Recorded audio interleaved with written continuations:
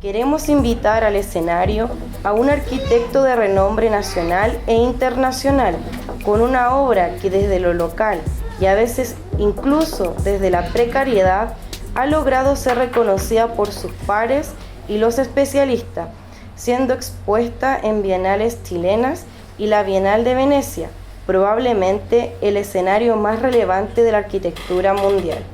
Invitamos al escenario al arquitecto y académico, y además muy querido amigo de nuestra escuela, Eugenio Ortúzar.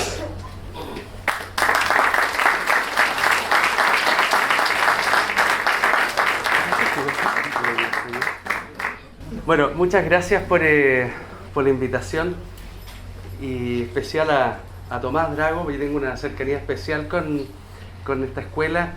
Cuando cerré, fui parte de la refundación que se hizo hace unos años. Bueno, con Tomás estaba Marco, Marcelo, y fue una bonita experiencia. Qué lindo ver y el reconocimiento que se está haciendo a los alumnos. Yo, dentro del cariño, aparte de haber participado en esta escuela, encontré muy interesante, me llamó la atención algo que yo no lo había vivido como alumno y como profesor en otras escuelas de arquitectura, que era algo que de pronto puede sonar súper evidente, que es como la columna vertebral de la escuela, que es el taller en la asignatura. Todas las asignaturas están al servicio de esa, y finalmente se produce una sinergia positiva en el aprendizaje de los alumnos. Yo me acuerdo que cuando estudié arquitectura, estábamos desarrollando un taller de madera, y a la asignatura de construcción, y estaban pasando en ferradura, y finalmente uno como que se desarrollaba en forma empírica. Creo que el trabajo que se ha hecho, porque sin duda que es un trabajo adicional, se ve con el trabajo y con las muestras que están haciendo los talleres. Bueno, preparé una presentación bien pensada en los alumnos. Voy a tratar de ser lo más rápido posible, porque con la emoción de la invitación uno junta muchas diapositivas y vamos a ver si las ayudas, las diapositivas nos ayudan. Lo que quiero mostrar yo hoy día es cómo la arquitectura es un elemento detonante. Si bien en sí misma la arquitectura es un elemento que construye, ¿cierto?, que genera y forma elementos, me he dado cuenta que la arquitectura es un elemento detonante en su externalidad, es decir, en sus entornos. Y eso es lo que quiero presentarles con una escala muy mínima, que es la que trabajamos nosotros. Principalmente nosotros trabajamos en Chiloé, y a una escala pequeña, con bajos presupuestos. Y creo que eso también es motivante para los alumnos, porque también uno, cuando al menos estudiaba arquitectura, uno siempre veía grandes obras, grandes proyectos, y todo estaba como por allá en la Acrópolis, lejos del alcance cuando uno todavía es más joven. El elemento detonante, por supuesto que puede ser detonante positiva o negativamente, y en eso está también, creo yo, la responsabilidad y el virtuosismo de los arquitectos. Nuestro taller, que Juan conoce muy bien, que ha participado todo con nosotros, de ahí te vas a ver algunas fotos de cosas que nos has visto, es una antigua casa, un antiguo palafito que nosotros restauramos. Nosotros vivimos, creemos que la arquitectura es una situación cotidiana. O sea, nosotros vivimos en la casa donde está la oficina, siempre llegan chicos que trabajan, hacen prácticas, y creemos que ese mundo cotidiano, porque la arquitectura finalmente es todo el espacio que habitamos, esto mismo es arquitectura. Para quienes la desarrollamos necesitamos como vivirla de una forma cotidiana. El espacio es este palafito, que se ve muy lindo en la foto, pero un palafito muy antiguo que se filtra entero de viento y agua, porque está reciclado. Pero nos gusta ser parte de, porque mi mujer es mi socia, Tania, de ser parte del entorno, porque consideramos que la arquitectura tiene que pertenecer al lugar al cual va a ejecutar. Si uno empieza a ver como la construcción social que existe, de las culturas, finalmente la arquitectura tiene que prestar respuesta a la gente, y en ese contexto es importante ser parte y miembro de esa comunidad. Por eso que nosotros, como un principio, antes de mostrar algunas cosas, creemos que la arquitectura, por sobre todas las cosas, tiene que ser justa, tiene que ser eficiente y tiene que ser del lugar. Me refiero justa no a un tema de justicia, sino que tiene que ser equilibrada. Pensamos que la manera de que nosotros intervenimos en un lugar, tenemos que buscar cierto equilibrio, porque muchas veces los encargos, los mandantes, no tienen ese concepto, y lo que tenemos que tener nosotros claro, cuál es la justa medida de las cosas que hacemos. justa y eficiente, es decir, justa también en su escala, eficiente en que tiene que funcionar, tiene que ser pragmática. Hay una responsabilidad que nosotros tomamos de tener un proyecto. Muchas veces los sueños de las personas están a cargo de nosotros, el desarrollo de lugares, y reconocer el clima, una latitud tan lluviosa, pero que también puede producir tanto calor como es acá. Eso es conocer el lugar. Y por supuesto, con conocer el lugar, entender que hay una geografía, y también en un mundo tan cosmopolita y globalizado, entender que hay una cultura y hay un desafío que nosotros, de forma contemporánea, porque no vamos a retratar el pasado, tenemos que, de alguna manera, traer a presencia. Ahora, en este ejercicio, que significa, una cosa es estudiar arquitectura, y otro tema es el hacer, el ir aprendiendo sobre lo que uno mismo va desarrollando. Haces una casa, uno toma ciertos desafíos, siempre son elementos nuevos, hay cosas que rescatas, otras que vas dejando fuera, y en este ensayo-error es que nosotros vemos, aparte de una profesión, a la arquitectura como un oficio, al igual que un carpintero trabaja la madera y va entendiendo en ella sus vetas, cuando está seca, cuando está verde, cuando es una silla, se le abrió una mesa, va tomando ciertas técnicas. Nosotros creemos que la arquitectura es igual, porque no es como la ciencia o las matemáticas, que 2 más 2 es 4. La arquitectura responde a una serie de variables que tienen una suerte de inventiva que el arquitecto tiene que llevar al lugar. Y así como el lugar, este fue uno de nuestros primeros encargos, que es un lugar maravilloso, Pureo. Ahí está mi amigo Carlito, que tiene ese manchoncito ahí suyo. Llegamos a este lugar y, bueno, por supuesto que no hay caminos, no hay infraestructura, pero sí aparece una primera propuesta de arquitectura que nos dice, claro, efectivamente hay una pequeña estrategia con muy pocos recursos, que mire, que tome el sol, que se resguarde, pero finalmente, más allá de la estrategia de diseño, para llegar a ese lugar había otra estrategia, que era esta, que es entender lo constructivo. Es decir, bueno, ¿cómo llego yo a un lugar donde no es posible llegar? ¿Qué material trabaja la gente? Y a nosotros esto fue un importante descubrimiento de lo constructivo, porque finalmente acá se utilizaron dos tipos de madera, que era el revestimiento, eran 3/4x8 y 2x8 de los Envigados, y finalmente con un camión pudimos armar eso. Esto para nosotros, que fue como un tesoro haberlo descubierto como logística, porque de otro modo no dar los números, y la logística era tan compleja que así inviable poder hacer aunque sea este pequeño elemento. En un caballito de batalla de entender que la libertad de diseño del arquitecto comienza desde el dominio, por ejemplo, de lo constructivo, o desde lo que les preguntaba, de lo social, que es el que construye. Es decir, el arquitecto no es como una persona única que está arriba, sino que trabaja con instaladores, con gente, con clientes, con logística, cuando hay caminos, si hay luz, no hay luz, y todo eso determina de alguna forma el diseño. Bueno, en este caso, así terminó este modelo, que hoy en día ya tiene sus años. Está mucho más bonito hoy en día porque se coló gris, está gris, con algunos vidrios quebrados, pero es parte de ese mismo entorno. Por dentro, esa misma tabla que se utilizaba por fuera, se colocó por dentro, las tablas de las ventanas, todo se hizo en obra, y finalmente ese era el descubrimiento de entender ese juego de lo constructivo.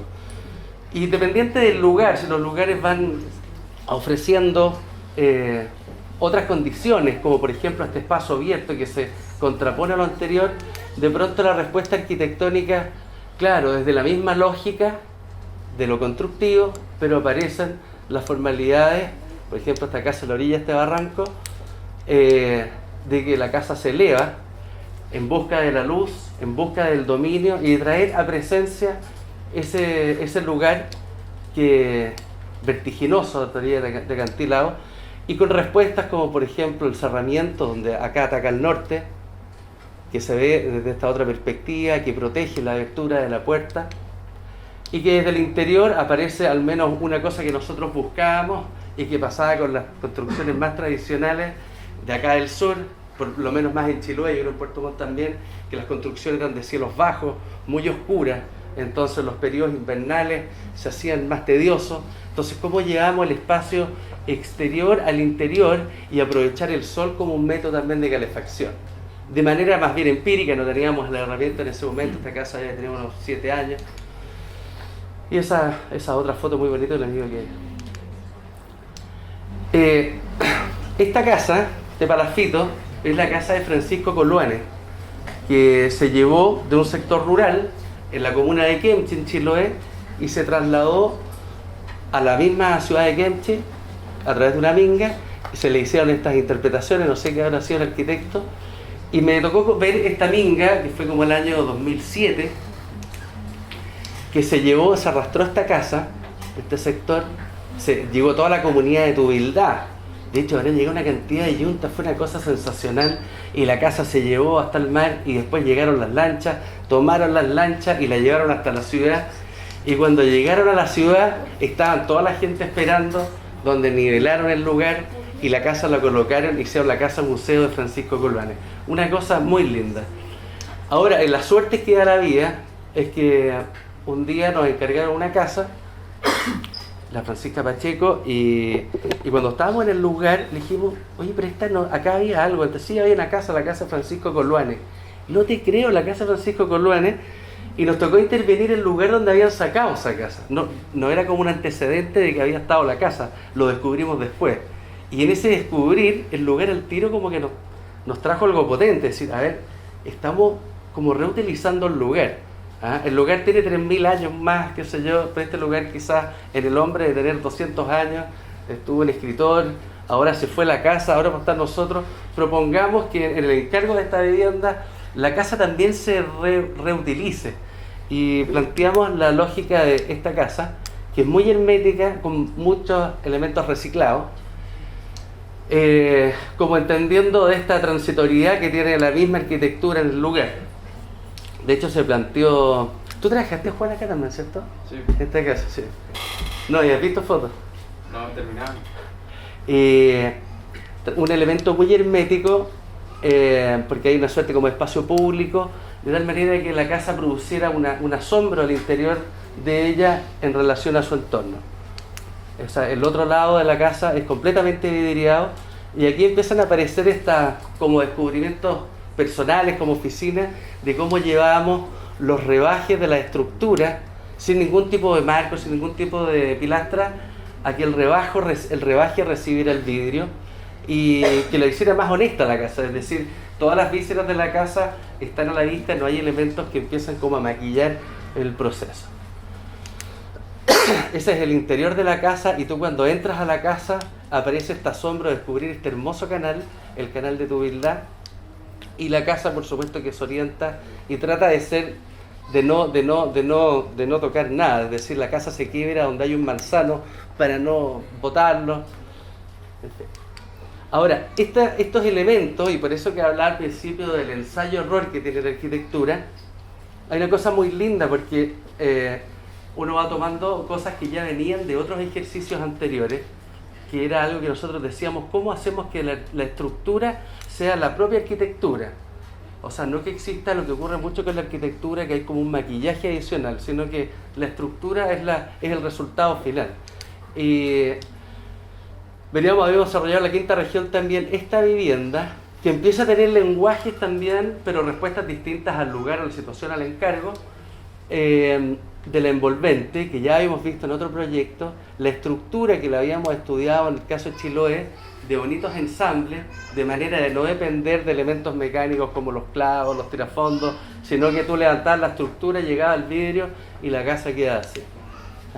Ahí se pueden ver algunas terminaciones, y la envolvente, que lo que buscaba esta vivienda era buscar la vista y el sol, que era el espacio público. Algunos elementos ya los habíamos desarrollado o interpretado en viviendas anteriores, de que el elemento cerrado tomaba pequeñas fenestraciones hacia, por ejemplo, una calle, de manera de no intimar la vida de una familia.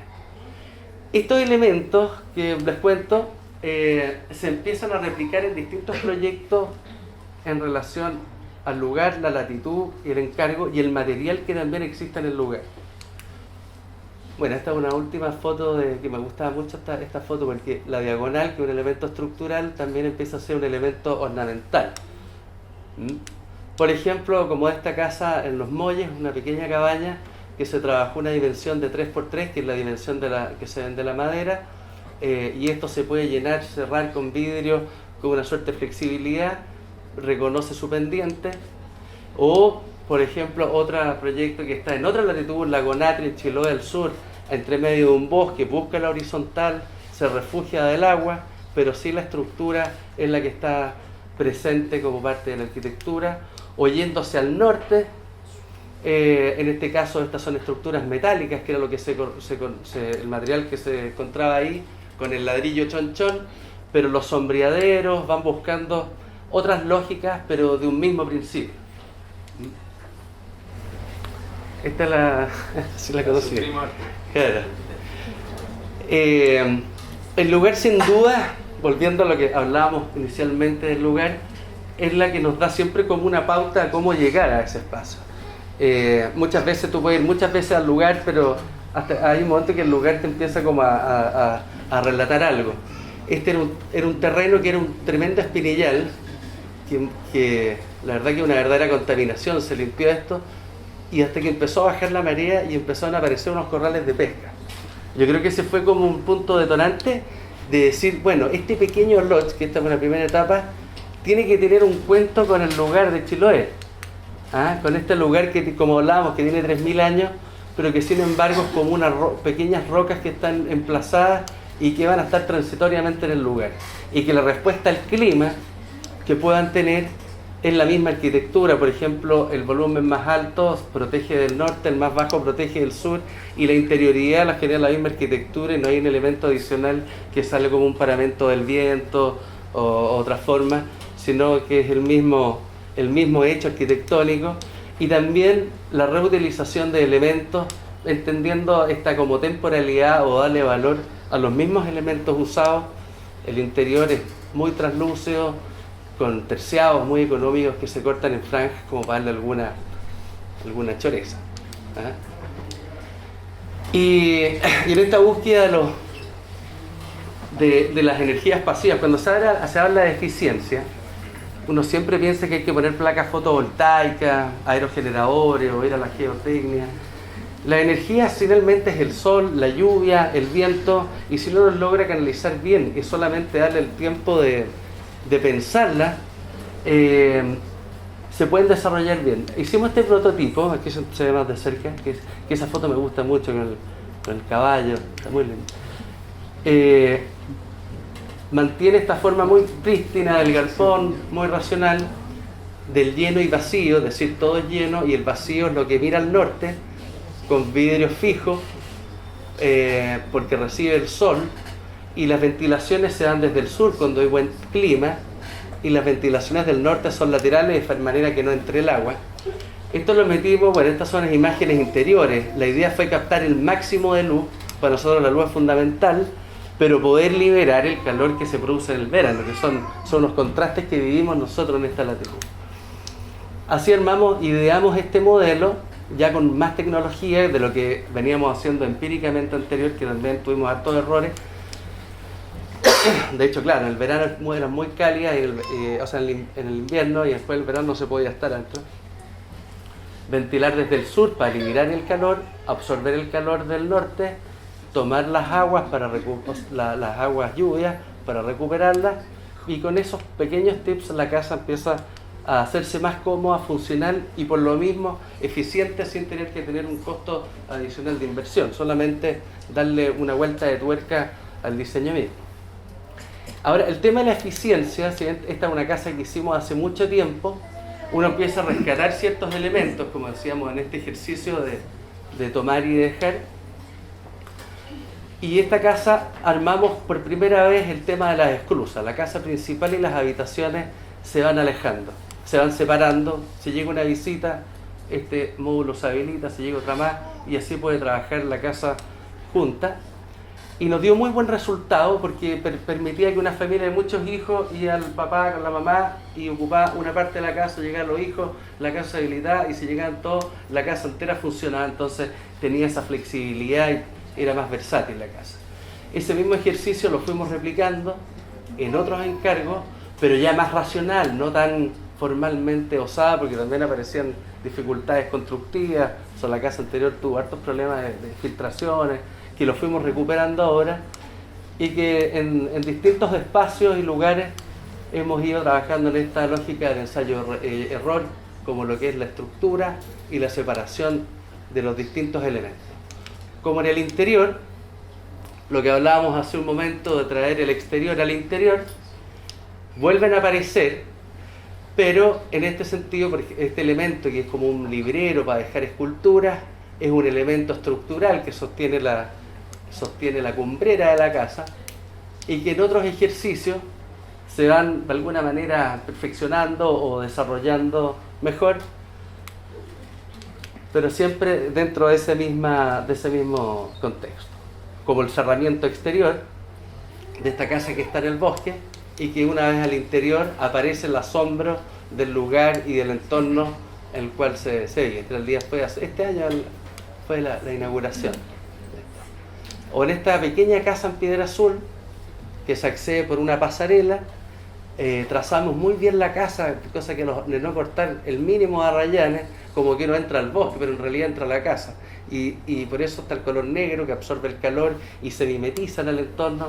Pues una vez en el interior, la casa se abre, no tengo una vista, pero ve todo el seno de Reloncaví,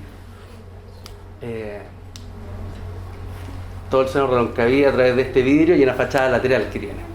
Y por medio de pasarelas que, desde este mismo ejercicio que en la casa anterior, que cuando trazamos la pasarela pensamos, esto cuando crezca la vegetación, se va a apropiar de ella. Y esta la sacamos hace poco y efectivamente llegar a la casa es como cruzar el bosque. Entonces cuando tú ya vas probando ciertos elementos, lo hemos ido replicando en este quincho con una casita de bote y en otros ejercicios más. Lo que quiero contarles ahora es algo que ya pasó hace un tiempo, pero me parece lindo poder transmitirlo, que es la arquitectura detonante. Como les contábamos, nuestra condición principal donde trabajamos, si bien hacemos algunos proyectos en el norte, pero nos gusta principalmente trabajar en el sur, ahí tenemos nuestro corazón y nuestras energías. Este croquis es el archipiélago de Chiloé, la isla grande con el archipiélago. En ella se ve pintado en verde lo que es la reaparición de la cordillera de la costa, que produce una suerte de biombo climático que protege este mar interior de esta gran isla que se desgarra y deja aproximadamente 40 islas diseminadas en este mar, y que produce una situación bien particular, que es esta comunión entre lo que es el mar y el territorio. Y esta común unión entre territorio y maritorio es la que genera gente de mar, de recolectores por estas abrumadoras mareas, agricultores y gente de oficios que tienen un tema en común, que vienen todos desde la madera. Todos los artilugios, todos los oficios nacen desde la madera. Y así como desde la madera aparece la arquitectura de riera, aparece la arquitectura en tierra, la misma madera presenta en todos sus oficios, en todos sus ciclos, también el ciclo de la vida, como lo que puede ser una casa que se deteriora, vive con los dueños y finalmente se desvanece y muere. Todos estos antecedentes anteriores son los que se grafican, yo creo, con la mejor expresión arquitectónica, que son los palafitos. Yo creo que los palafitos reúnen esta arquitectura anfibia, ¿cierto?, que se posa sobre el mar, de gente, de huellichas de la tierra, de chonos del mar y de toda esta comunión de oficios y de relaciones culturales. Bueno, esta es una foto desde el frente de la ciudad de Castro, una foto bien mala, la tomé yo, pero muestra cómo esta ciudad, que se fundó, fue una de las ciudades más antiguas de Chile, se fundó en 1566, está tejida todo el borde costero por distintas actividades. De hecho, saqué una foto antigua del 1900 en donde tú ves la ciudad vacía y se ve todo el borde costero. En Chiloé habían palafitos en Ancud, en Chonchi, en distintas partes, pero después del terremoto del 60 desaparecieron completamente por el maremoto y quedaron los palafitos de Castro y de un pueblito en el archipiélago de la Potachauqui que se llama Mechulla.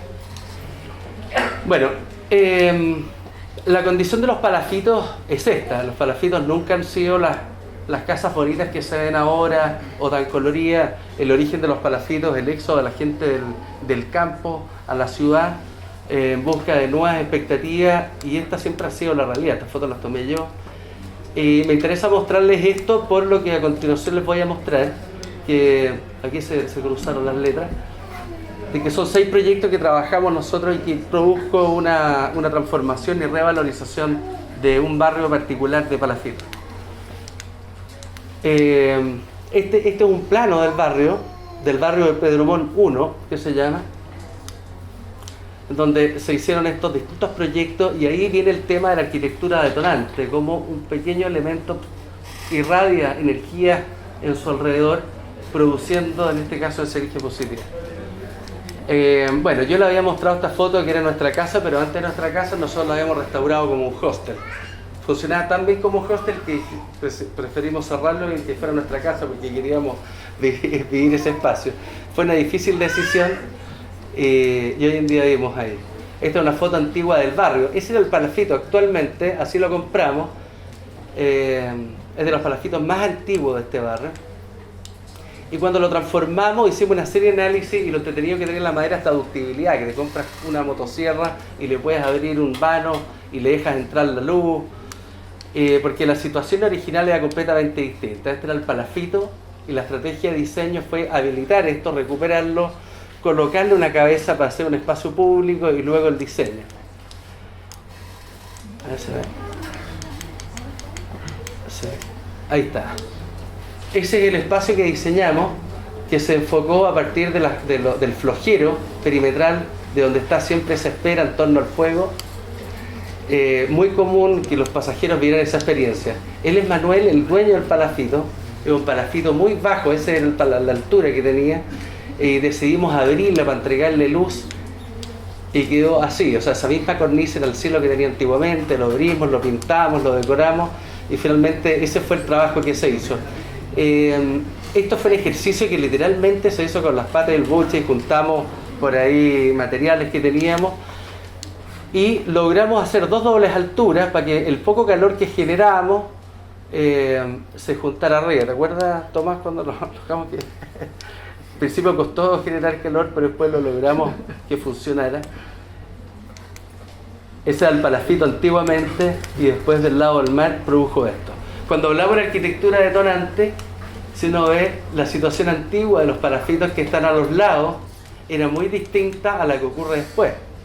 De hecho, cuando nosotros compramos el palafito, estaba acá,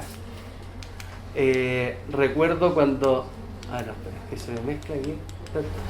Esa ventana la abrí y cayó al mar. Y salió esa vecina y me dice: usted es el gringo que compró el palafito. Sí, ¿qué es lo que quiere hacer? Bueno, yo quiero hacer una hostal. ¿Y usted cree acá, lleno de basura? Sí, si el lugar es bonito. Ya. Habrán pasado 3 meses, que fue lo que nos devoramos en maquillar este lugar. Y un día vengo entrando y está aquí todos los chicos turistas, cabezas rusias, pero puros franceses, alemanes, que sea. Y estaba la Pati acá, ya tenía su balcón, había pintado, le había hecho todo el maquillaje, y la veía que hacía, gesticulaba con los brazos. Y cuando salgo por acá, le decía a los muchachos: bueno, estos son los palafitos de Chiloé, pueden ver las mareas. Y yo realmente nunca había pensado en que uno iba a producir ese efecto, ¿te fijas? Y bueno, y empieza como por ejemplo el otro vecino que no tenía ventana, era así, y le dijimos: Pello, esa ventana te la pongo en tu casa. Bueno, y le pusimos la ventana, le pintamos la fachada, y de pronto llegó la mamá, que tenía 85 años, había nacido en el palafito, y decía: ¡ay, qué linda la vista que tengo! Y la soltaron a de tomar. Bueno, así siguió esto, y sirvió como una primera punta de lanza para que otra gente que ya se estaban embarcando los palafitos, la verdad que hay mucha gente que estaba vendiendo esto, se embarcaron, y así armamos este proyecto, que es el Palafito del Mar. Un proyecto que se publicó harto y le tenemos mucho cariño. Este proyecto lo trabajamos mucho, desde el diseño y la construcción. Esa era la situación antigua del palafito, que ya estaba en desuso, que se caía, de hecho hubo que botarlo entero. Y tomamos como el principio, bueno, ¿cómo nosotros tomamos esto? Porque el encargo era: todas las piezas tienen que mirar al mar, tienen que tener un montón de habitaciones, plata no hay, no sé cómo lo vaya a construir, y tiene que ser muy entretenido e interesante. Entonces dijimos: mira, lo más lindo de este barrio, esta fachada continua, y se producen estas rendijas de donde aparece el mar, que es una cosa asombrosa. tú vas y de repente dices, mira, está llegando al mar, y uno cree que es una fachada continua como la zona central. Entonces hicimos esta idea de que estas ranuras entraran al proyecto por este corredor que es muy particular y que remataran en un flojero común muy característico del sur de estar en torno al fuego, un espacio común. Bueno, hicimos como siempre, se elaboran maquetas, igual que en la escuela, o sea, nosotros seguimos, ¿cierto, Juan?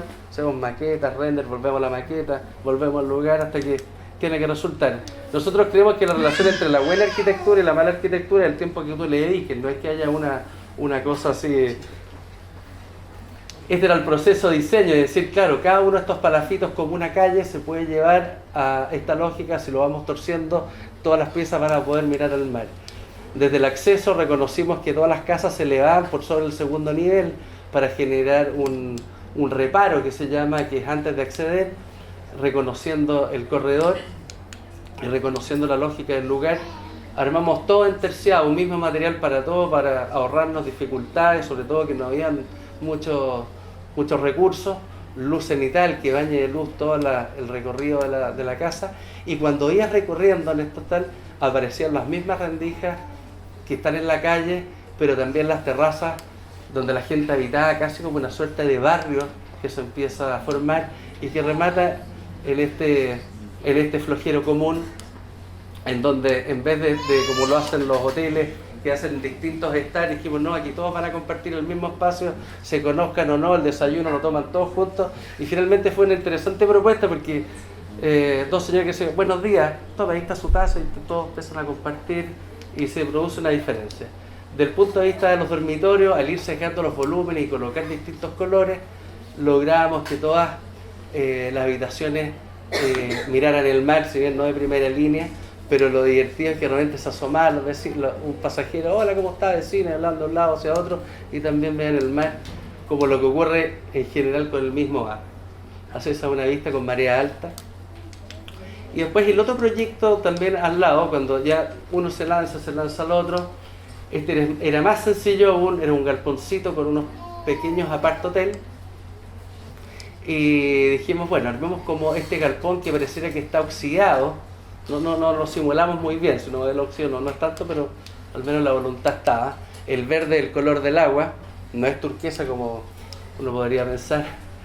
Y una terraza común que bajara las mareas más altas, entonces la marea sube y la gente llega justo hasta el entablado, no alcanza a mojarse los pies hasta las mareas más altas.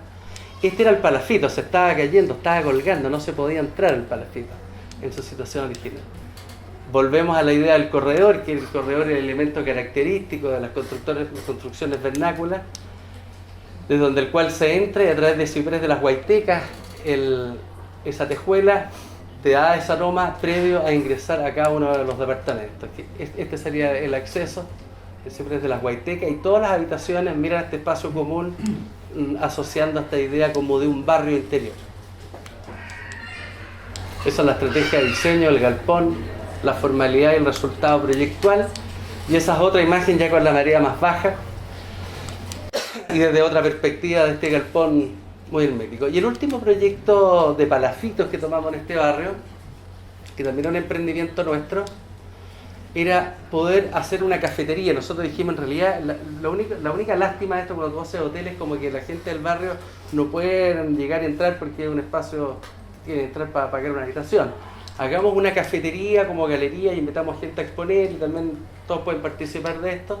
Y surgió la posibilidad de comprar este palafito, que se había quemado 3 veces, y de hecho, a pesar de que se ve viejo, lo acaban de construir en forma muy precaria.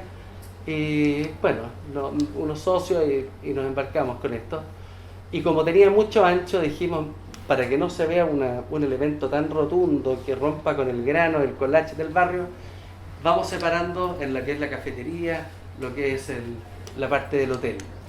Así armamos esta idea de patio, porque el palafito tenía un patio, y ahí surgió la idea, ¿por qué no hacemos una cafetería patio? Proceso de diseño hasta el proceso proyectual.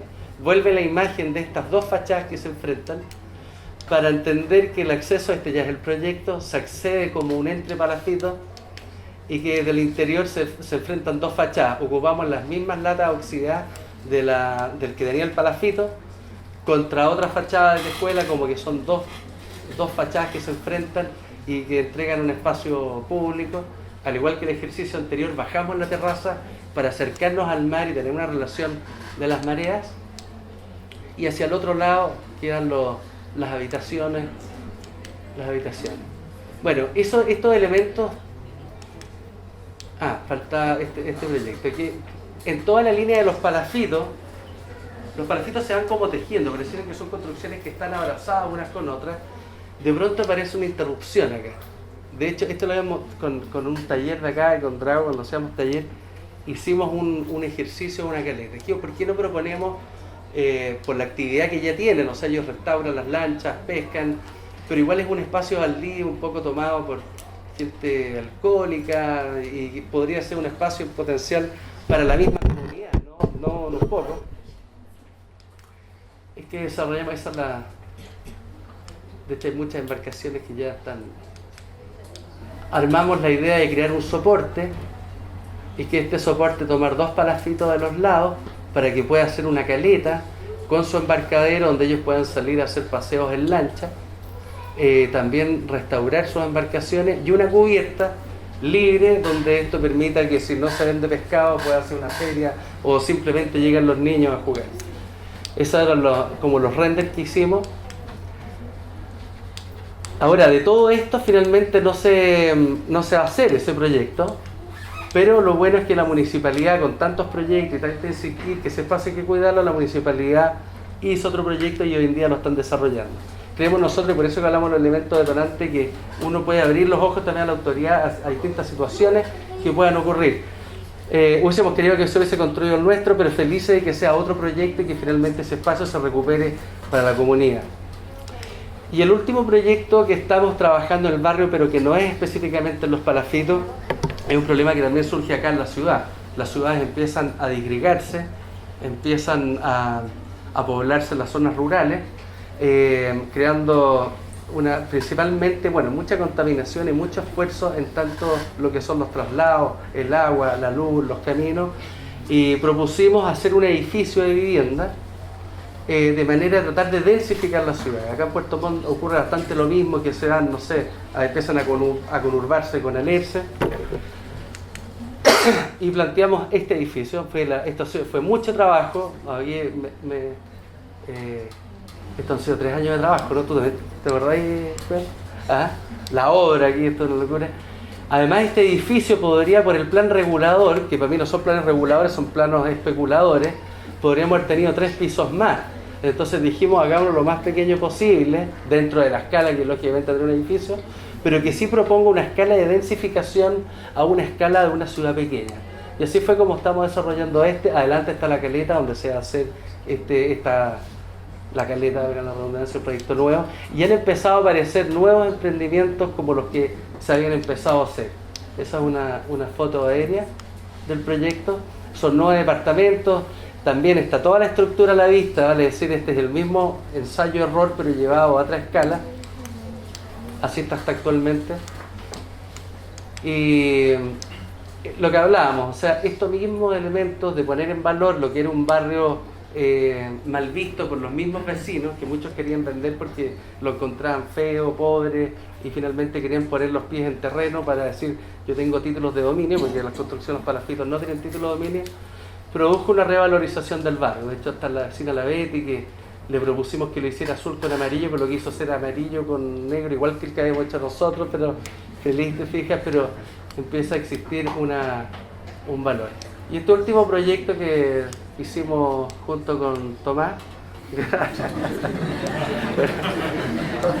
este es el molde Castro. Efectivamente, un elemento detonante, pero detonante sin entender la escala y la propiedad que tiene que tener una ciudad. Antiguamente lo que era el valor simbólico de la iglesia San Francisco, patrimonio de la humanidad, por sobre la ciudad, que hablaba de un valor espiritual, religioso de una ciudad, hoy en día es el valor comercial o del libre mercado. Octavio Paz decía, el testigo insobornable de una sociedad es su ciudad. Por eso que no tienen que relatarnos mucho qué es lo que piensa esta ciudad, sino que mírala y ella misma te contará lo que la sociedad quiere. Bien, eso es todo. Muchas gracias.